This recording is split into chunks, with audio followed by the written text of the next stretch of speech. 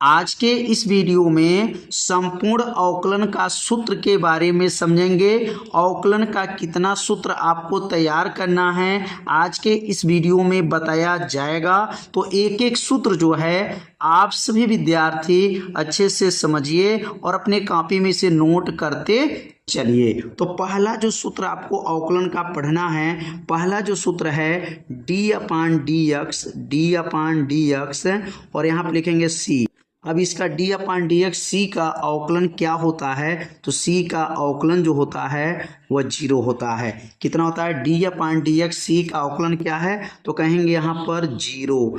d/dx c का अवकलन क्या है? 0। इसका मतलब ये हो गया कि यदि यहाँ पर अचर पद कोई दिया हो, 5 हो, 10 हो, 20 हो, उसके अंदर x न हो, अगर यहाँ पे है तो इसका अवकलन क्या होगा? 0 होगा। तो अचर पद c क्या है? अचर पद का अवकलन 0 होता है। अब यहाँ पर दूसरा फार्मूला याद रखेंगे कि d/dx x का फार्मूला। तो d/dx का अवकलन क्या होता है? तो d/dx x का फार्मूला 1 होता है। क्या होता है? d/dx x का अगर हम अवकलन करें तो क्या बनेगा? 1 बनेगा। कितना आसान अवकलन का सूत्र है। d/dx x का अवकलन 1 होता है। अगला जो सूत्र बनेगा d/dx, यहाँ बनेगा d/dx log x का सूत्र क्या होता है? तो log का होता है 1/x होता है। log x का अवकलन 1/x, log का अवकलन क्या कहेंगे? 1/x हो जाएगा। कितना आसान है। अगला जो अवकलन होगा d/dx, यह अवकलन जो है बहुत ही महत्वपूर्ण है, सबसे ज़्यादा इसका यूज होता है। तो d/dx e⁻x का अवकलन, तो e⁻x का अवकलन e⁻x होता है। कितना आसान है। e⁻x का अवकलन e⁻x, कितना, ये तो कभी भूलेगा ही नहीं। e⁻x का अवकलन क्या होता है? तो कहेंगे e⁻ जो है x ही होता है। अगला जो होगा यहाँ पर d/dx a⁻x, तो a⁻x का अवकलन क्या होता है? तो इसका अवकलन होगा a⁻x होगा, log हो जाएगा बेस a हो जाएगा। ये किसका अवकलन लिखे हैं? a⁻x का अवकलन। ध्यान देंगे, ऊपर e⁻x का अवकलन है, यहाँ पर a⁻x का अवकलन। a⁻x का अवकलन क्या होता है?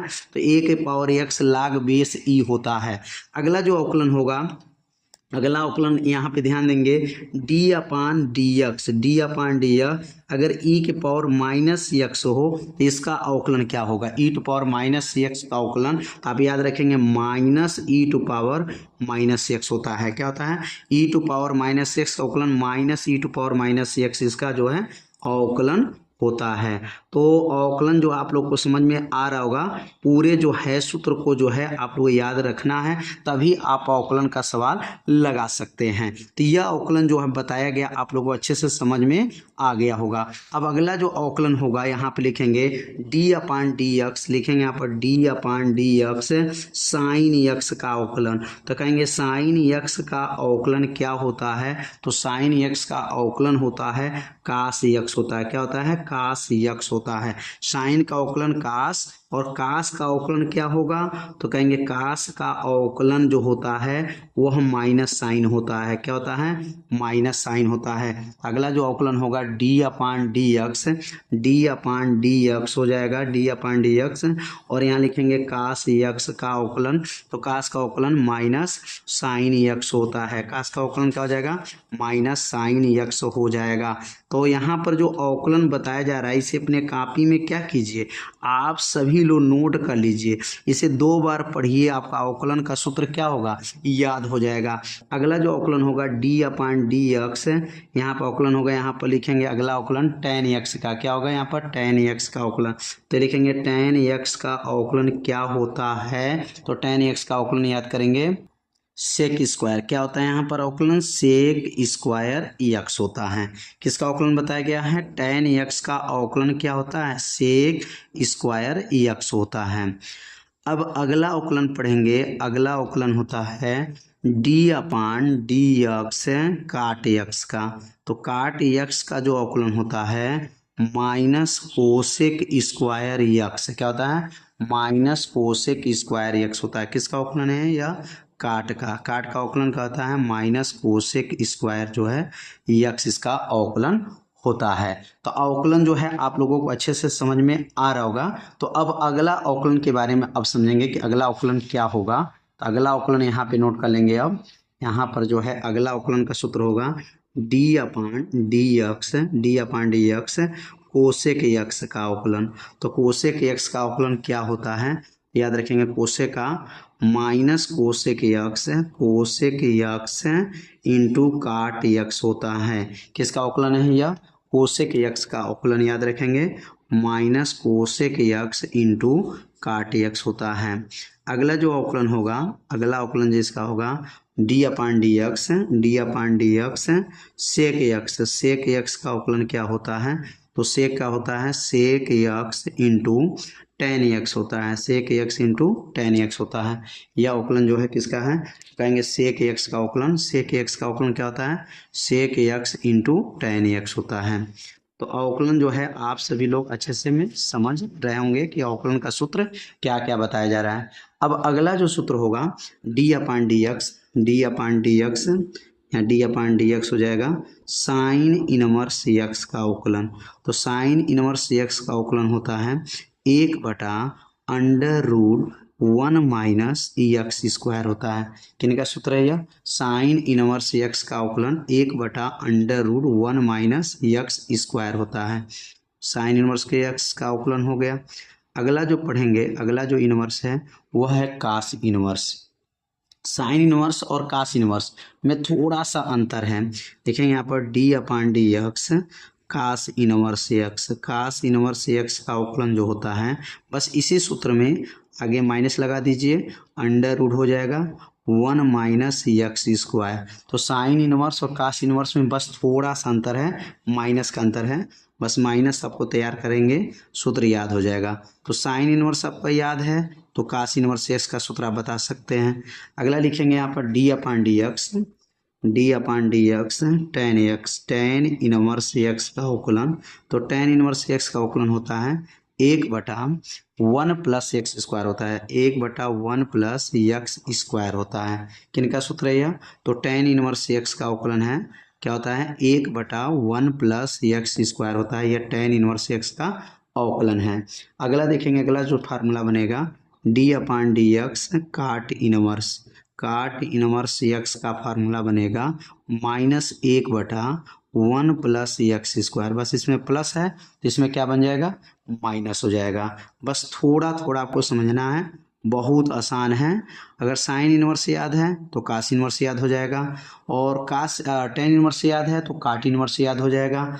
अगला जो है सूत्र है d upon d x sec inverse x का सूत्र होता है 1/x under root x square -1। ये किसका सूत्र है? तो सेक इनवर्स एक्स का जो है सूत्र है। तो सेक इनवर्स एक्स का सूत्र 1/x under root x square -1। ये पूरा अंडर रूट है, यहाँ तक है, एक के भी अंदर है, अंदर एक्स स्क्वायर -1 ये पूरा अंडर रूट के अंदर है।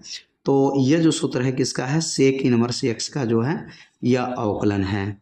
तो उम्मीद करते हैं आप लोगों को यह अवकलन का सूत्र जो है अच्छे से समझ में आ रहा होगा। तो अगला जो सूत्र बनेगा यहाँ पर d upon d x cosec inverse, क्या हो जाएगा? कोसेक इनवर्स एक्स का फार्मूला क्या बनेगा? -1/x हो जाएगा अंडर रूट एक्स स्क्वायर -1। यह किसका सूत्र है? तो कहेंगे यह कोसेक इनवर्स एक्स का जो है सूत्र हो जाएगा। कोसेक इनवर्स एक्स का सूत्र क्या है? -1/x under root x square -1। तो उम्मीद करते हैं यह अवकलन का सूत्र जो है आप लोगों को अच्छे से समझ में आ रहा होगा। तो अगला जो सूत्र समझेंगे अब गुणा वाले पदों का अवकलन कैसे करेंगे। गुणा का अवकलन का नियम, गुणा का अगर अवकलन करना हो, दो पद हो और इसका अवकलन करना हो तो कैसे अवकलन किया जाता है। तो गुणा का अवकलन अगर करने का नियम सीखेंगे तो जैसे मान लेते हैं यहाँ पर डी अपान डी एक्स दो फलन है, पहला फलन f1 दूसरा फलन f2। तो कैसे इसको हल करेंगे। दो फलन यहाँ पे गुणा में दिया हो तो सबसे पहले क्या करते हैं, पहला फलन को यहाँ पर नोट करेंगे और डी अपान डी एक्स दूसरे फलन का अवकलन होगा प्लस दूसरे वाले पद उतरेगा, पहले वाले पद का अवकलन होगा। तो यहाँ पे लिखेंगे डी अपान डी एक्स पहला वाला पद हो जाएगा।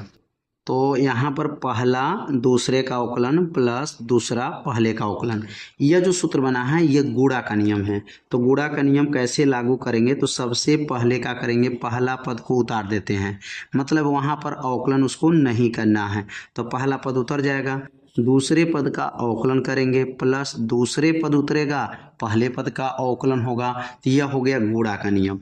अब हम लोग पढ़ेंगे भाग का नियम। भाग का अवकलन कैसे करते हैं, तो लिखेंगे भाग का अवकलन, भाग वाले पद का जो है अवकलन कैसे होगा। तो भाग वाले पद का अवकलन जब करेंगे तो यहाँ भाग वाले पद का मतलब होता है कि यहाँ पर डी अपान डी एक्स दो पद रहेगा, F1 भागा F2, दो पद रहेगा F1 बटा F2, मतलब अंश है और यह हर है। तो अंश और हर का नियम से अगर चलेंगे तो यहाँ पर पहले जो है हर उतरता है, हर मतलब F2, और डी अपान डी एक्स अंश का जो है यहाँ पर अवकलन माइनस पुनः अवकलन F क्या होगा अंश का, और डी अपान डी एक्स जो होगा यहाँ पर हर का हो जाएगा, पूरे का बटा और यहाँ बनेगा हर का स्क्वायर। क्या नियम है, पहले हर तब अंश का अवकलन माइनस अंश हर का अवकलन बटा हर का स्क्वायर। ये जो नियम लागू किया गया यह भाग का नियम लागू किया गया, अंश बटा हर का नियम लागू किया गया। तो यहाँ अंश बटा हर का नियम है, ऊपर जो है गुणा का नियम, मतलब ये भाग का नियम बन गया और ऊपर जो है अवकलन जो हुआ है यह गुणा का अवकलन हुआ है। तो ये समझ में आ गया होगा, पहले हर को उतारते हैं तब अंश का अवकलन होता है माइनस अंश हर का अवकलन बटा हर का स्क्वायर होता है। तो उम्मीद करते हैं यह अवकलन का पूरा संपूर्ण सूत्र जो है आप लोगों को अच्छे से समझ में आ गया होगा। तो यह अवकलन का यह संपूर्ण सूत्र बताया गया है। तो यह वीडियो आपको कैसा लगा एक बार जरूर कमेंट कीजिएगा, वीडियो को लाइक कर दीजिएगा और जो है वीडियो को अपने दोस्तों के पास शेयर भी कर दीजिएगा। तो मिलते हैं अब अगले भाग में, तब तक के लिए जय हिंद जय भारत।